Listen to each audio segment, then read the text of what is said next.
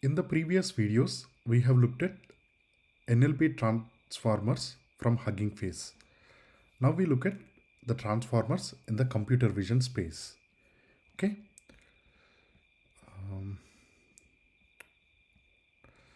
So a bunch of standard Python libraries, mainly for accessing the images from the web and doing some transformations using OpenCV and also plotting.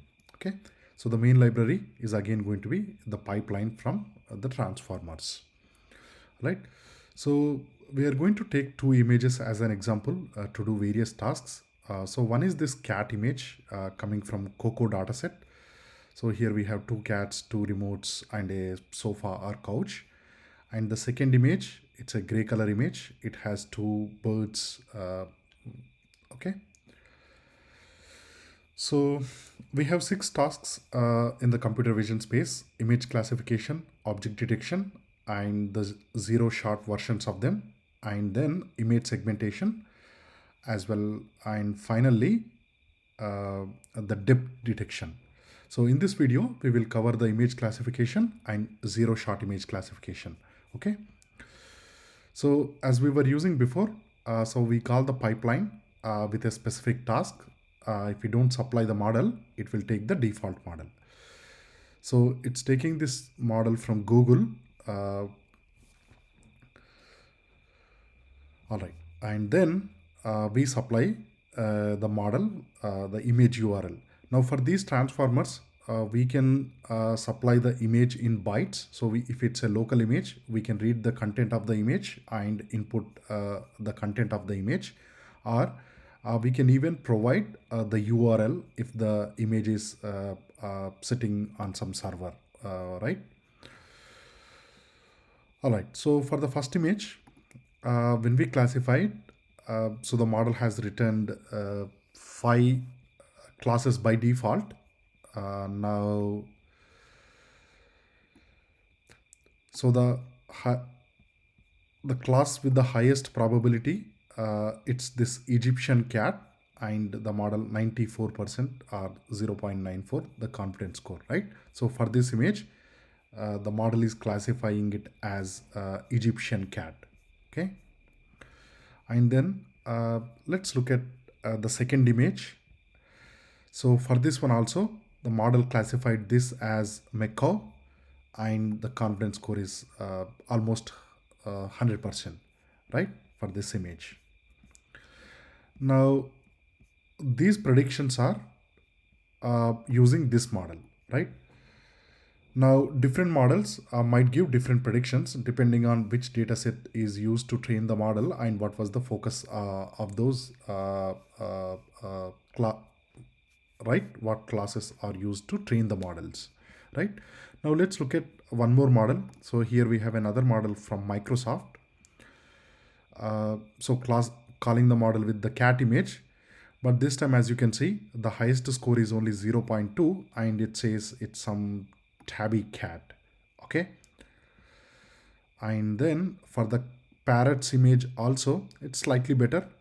It's classified as macaw, and the score is 0.45.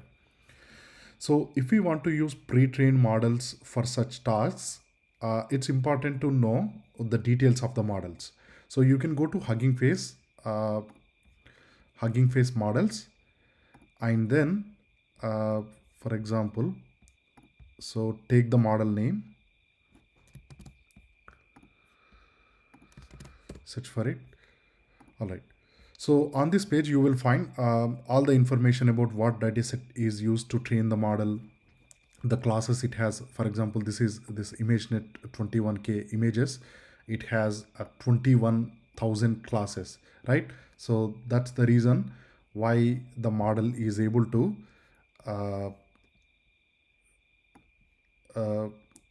give the classes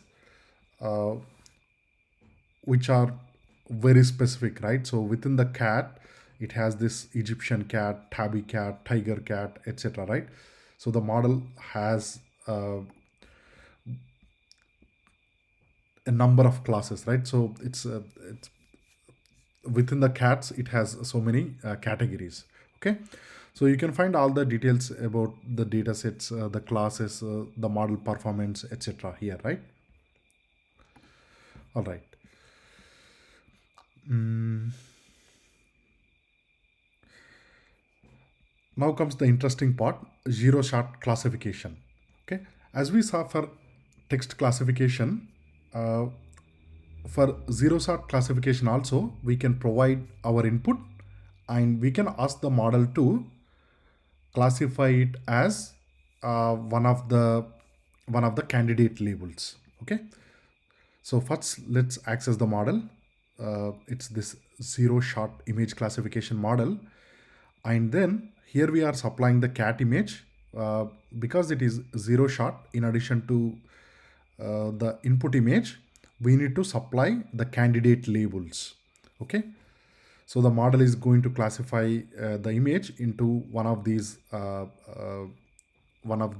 candidate labels.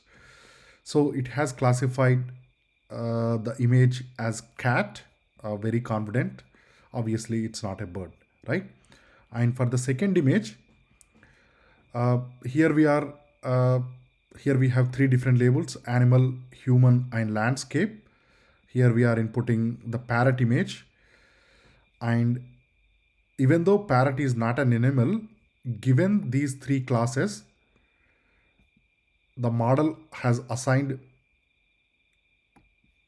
0.9 score to animals. Okay, because the total score for these three classes should be equals to 1.0. So it has to distribute the probability among these three classes. So even though the parrot is not an animal, the model saying the given image represent this label as compared to these two labels. So right, so it is trying to find the best label.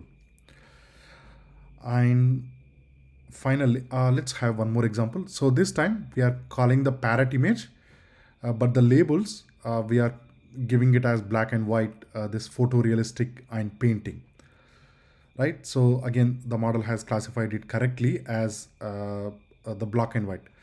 Now think about these labels, right? So here, these are sort of the objects type of thing. These are the characteristics of the image. So when the model is trained, it has no idea of what animal, human, landscape are, or it no idea of what is photorealistic painting, etc. Right?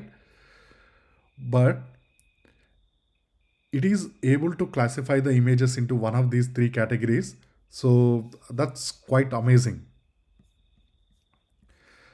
And let's look at one more model. So this time, here we are using a model from OpenAI. Again, we are going to do the zero sort classification, right? For the cat image, yes, it has labeled it correctly.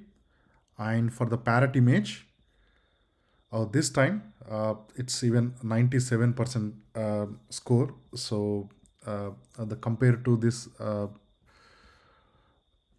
the default zero sort classification model, the OpenAI model slightly performed better for this image, the parrot image, right? And finally, for the parrot image, with these three labels, it classified correctly as the black and white with almost 100% certainty, right? So there are already hundreds or several hundreds or even thousands of models for image classification. So if our specific use case has the classes which are already in one of these pre-trained models, we can use them as it is. Or if we need to fine tune the model, we can do the transfer learning. But the amazing thing is this zero sort classification, where we can choose the labels on the fly, right? So we can choose any complete the labels which are very different to what the model has been trained on, but the models are still able to classify the images very accurately. Now these might be a bit easy cases. Some of the images the results may not be this accurate, but still these models are so good that they are able to predict these labels without training on these labels. That's all for today. We will see object detection in the next video.